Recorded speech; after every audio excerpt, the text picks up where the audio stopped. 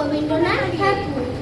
আমাদের ছোট নদী চলে আগে বাঁকে, বৈশাখ মাসে তার হাঁটু জল থাকে। পার হয়ে যায় গরু, পার হয় গাড়ি, দুই ধার উঁচু তার, ঢালু তার পাড়ি। চিক চিক করে বালি, কোথা নাই কাদা, এক ধারে কাশবন ফুলে ফুলে সাদা। কিচিমিচি করে সেটা শালিকের ঝাঁক, রাতে ওঠে থেকে থেকে শিয়ালের হাঁক।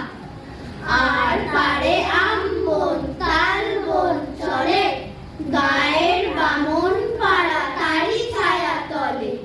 ধীরে ধীরে ছেলে মেয়ে নাহিবার তালে, গামছায় জল ভরি গায়ে তারা ঢালে।